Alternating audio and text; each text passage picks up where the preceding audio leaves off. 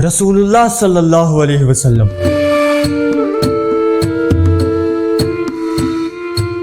جب 40 سال کے ہوئے تو رسول اللہ نے اعلان نبوت کیا۔ یہ سنتے ہی مکے کے بڑے بڑے کافر رسول اللہ کے خلاف ہو گئے اور ظلم کی ایک داستان، ایسی داستان قائم کی کہ جس کی مثال ڈھونڈنے سے بھی نہیں ملتی۔ مجبوراً رسول اللہ کو مکہ چھوڑنا پڑا۔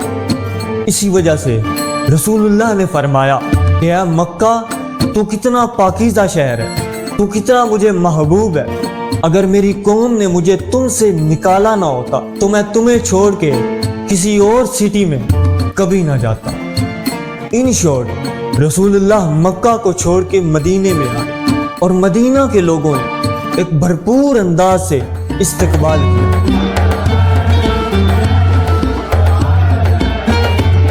اب مکے کے کافروں کو یہ بات پسند نہیں آئی کہ کیسے کوئی بندہ مکہ کو چھوڑ کے مدینے میں سکون کی زندگی گزارے۔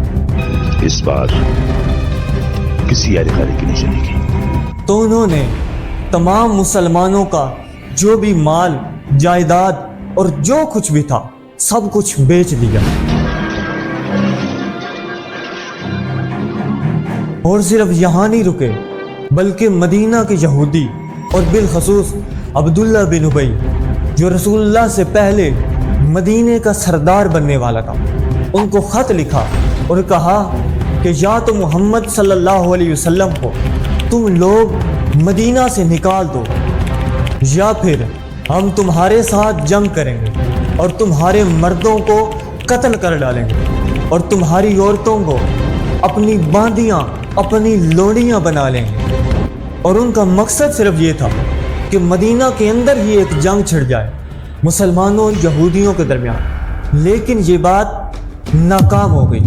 اب مشرکین نے مدینہ کے بارڈرز پر ڈاکے ڈالنے شروع کر دیے اور یہاں بھی نہیں رکے بلکہ مدینہ کے لوگوں پر پابندی لگا دی گئی کہ تم لوگ کعبے کا طواف نہیں کر سکتے۔ ایک دفعہ سعد بن معاذ یہ کعبے کا طواف کر رہے تھے تو ابو جہل نے دیکھا اور دیکھتے ہی کہا کہ تم یہاں سکون سے کعبے کا طواف کر رہے ہو، حالانکہ تم لوگوں نے ہمارے باغی کو مدینہ میں رکھا ہوا ہے، اور کہا کہ اگر تمہارے ساتھ امیہ نہ ہوتا تو تمہارے طواف کو یہاں ہی روک دیتا۔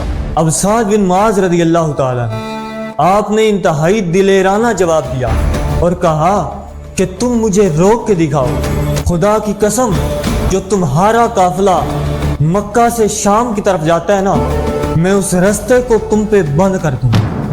اور اسی طرح مدینہ کے یہودیوں کو بھی اکسایا گیا کہ تم لوگ مسلمانوں کے خلاف بغاوت کر دو۔ کل ملا کے یہ ساری باتیں ایک ہی چیز بیان کر رہی تھی کہ مشرکین مکہ مسلمانوں سے جنگ کرنا چاہتے ہیں۔ ایک دن ابو سفیان شام سے تجارت کر کے واپس آ رہا تھا تو رسول اللہ نے آرڈر دیا کہ ابو سفیان کو مکہ میں داخل نہیں ہونے دینا۔ اس قافلے میں جو بھی سامان ہے دراصل اس کے اصل وارث مسلمان ہیں۔ جب یہ بات ابو سفیان تک پہنچی تو اس نے دو کام کیے۔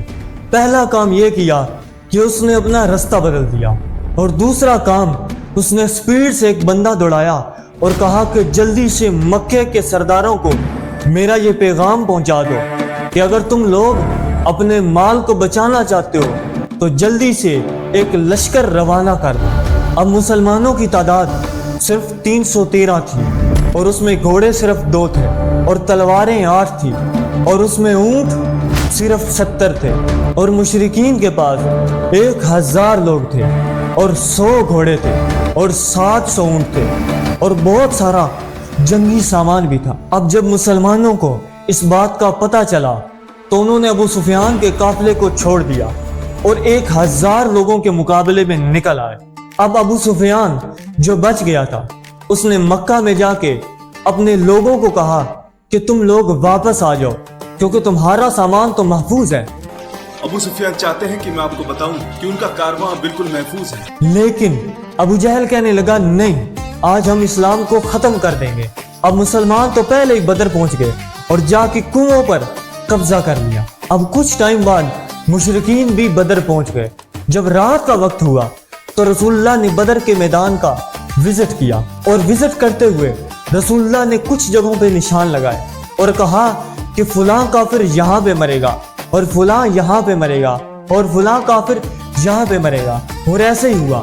जब जंग बदर खत्म हुई तो सहाबा कराम कहते हैं कि जैसा कि रसूलुल्लाह ने जहां जहां निशानियां लगाई थी वहां से 1 इंच भी आगे या पीछे कोई काफिर नहीं मरा। जब जंग का टाइम करीब हुआ तो रसूलुल्लाह ने हुक्म दिया कि 3 स्ट्रेटजीज को अपनाया जाए। नंबर 1, दुश्मनों का मुकाबला तीरों से करना। नंबर 2, तीर सिर्फ उस वक्त चलाए जाएं कि जब दुश्मन बिल्कुल सामने हो और तीर जाया ना हो बल्कि निशाने पे लगे।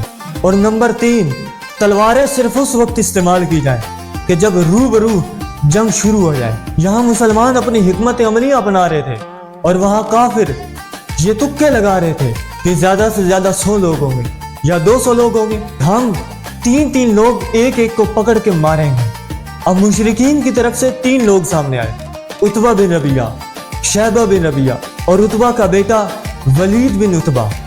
और मुसलमानों की तरफ से 3 अंसार सामने आए। तो काफिर कहने लगे, या मोहम्मद, हमारी कौम से हमारे बराबर के लोगों को भेज। अब रसूलुल्लाह ने 3 लोगों को भेजा, उबैदा बिन हारिस, हजरत हमजा रज़ी अल्लाह ताला अन्हु और हजरत मौला अली शेर खुदा मुश्किल कुशा अलीजुल मुर्तज़ा। अब उबैदा बिन हारिस तो जख्मी हुए लेकिन मुशरिकीन के तीनों लोग मारे गए। अब इससे दुश्मनों को बड़ा गुस्सा आया और वो बोले कि हम तो बहुत ज्यादा हैं, हम तो 3 लोग एक बंदे को मारेंगे। लिहाजा उन्होंने एक ही दम हमला कर दिया। जब मुशरिकीन करीब आए तो रसूलुल्लाह की फौज ने एकदम तीरों की बरसात कर दी जिससे काफिर डगमगा गए।